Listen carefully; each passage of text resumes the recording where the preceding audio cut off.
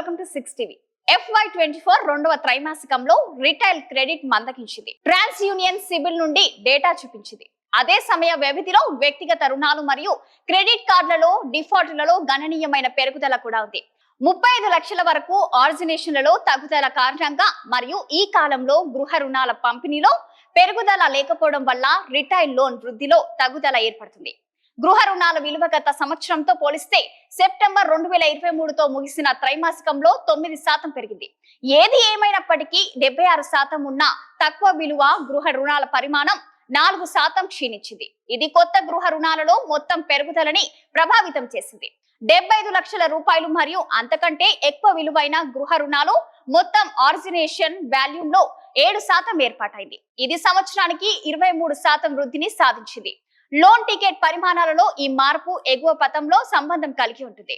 ఇక 2023లో ఆస్తి ధరలు సిబిల్ డేటా ప్రకారం రుణ అపరాధాలు దారుణంగా ఉన్నాయి.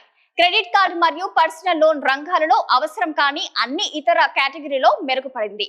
క్రెడిట్ కార్డులో అపరాధాలు 23 బేసిస్ పాయింట్లు పెరిగి 2.7% పెరిగింది. అయితే పర్సనల్ లోన్లపై ఆలస్యమైన చెల్లింపులు లోన్ పోర్ట్ఫోలియోలో 10% నుండి 0.9% వరకు పెరిగాయి. వ్యక్తిగత రుణాల కోసం బకాయి ఉన్న బ్యాలెన్స్లలో సంవత్సరానికి 27% వృద్ధి ఉన్నప్పటికీ రిటైల్ క్రెడిట్ పోర్ట్ఫోలియోలో వారి మొత్తం వాటా 20 బ్యాలెన్స్ల స్వల్ప పెరుగుదలను చూసింది. మొత్తం మీద క్రెడిట్ కార్డులు మరియు వ్యక్తిగత రుణాలలో స్వల్ప క్షీణత మినహా బ్యాలెన్స్ స్థాయిలో తీవ్రమైన అపరాధ ఉత్పత్తి వర్గాల అంతటా నిరూపించబడుతూనే ఉంది. ఈ అభివృద్ధి వినియోగదారుల పనితీరు కోసం CMI సూచికలో కనిపిస్తుంది. ఇది సెప్టెంబర్ 2022లో 90 పాయింట్ల నుండి సెప్టెంబర్ 2023లో 101కి పెరిగింది.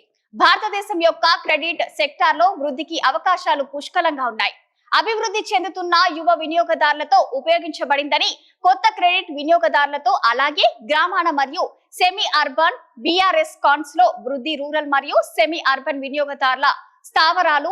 ఈ అవకాశాలను అందిపుచ్చుకోవడానికి రుణదాతలు అర్హులైన కన్స్యూమర్లను గుర్తించి వారికి క్రెడిట్ యాక్సెస్ ను సులభతరం చేయాలి అని TransUnion CIBIL MD and CEO Rajesh Kumar అన్నారు.